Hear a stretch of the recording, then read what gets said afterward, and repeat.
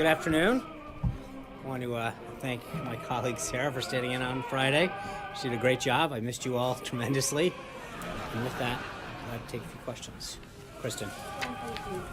President Obama warned then President-elect Trump against hiring Mike Flynn as his national security advisor. Why did he ignore that warning? Well, the president doesn't disclose details of meetings that he has, which in this case was an hour-long meeting, but it's true that President Obama made it known that he wasn't exactly a fan of General Flynn's, which is frankly shouldn't come as a surprise to anyone that given that General Flynn had worked for President Obama, was an outspoken critic of President Obama's shortcomings, specifically as it related to his lack of strategy confronting ISIS and other threats around that were facing America.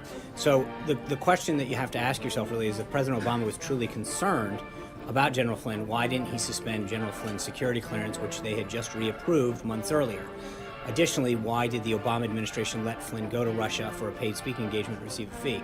I mean, there were steps that they could have taken that, if that was truly a concern more than just a person that had bad blood. And I want to follow up on a couple of points because you raised the security clearance. But before that, if a sitting president raises the name of one individual, why wouldn't that give the president-elect pause? I understand what you're saying, the caveats about the fact that he campaigned against Hillary Clinton, etc. But wouldn't that give the incoming president pause?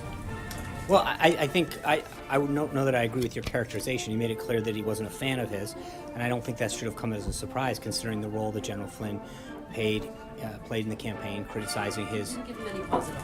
No, I think you if you know what we knew at the time, which is that the security clearance that he had been reapproved in April of that year, and they took, not only did they reapprove it, but then they took no steps to suspend it. So the question has to be, what did they do if they had real concerns beyond just not not liking him for some of the comments that he made? So, Tamara. Thank you. I've got two topics, hopefully fast. Okay. So the Kushner family was in China making a pitch for the EB-5 visa program. This came a day after the president signed the omnibus, which of course extended that program without any changes. So two questions on that. One, is it a violation of the conflict of interest agreement that Jared Kushner came to? And also, does the president believe that that investor visa program needs to be modified in any way? So I think I would refer you to the company on that. I don't. But Jared has done everything to comply with the ethics rules to make sure, and that had nothing to do with him per se. He wasn't involved.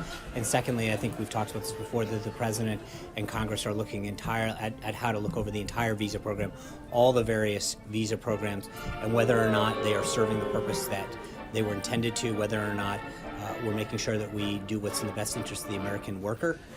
And so we're going to continue to work with Congress on that.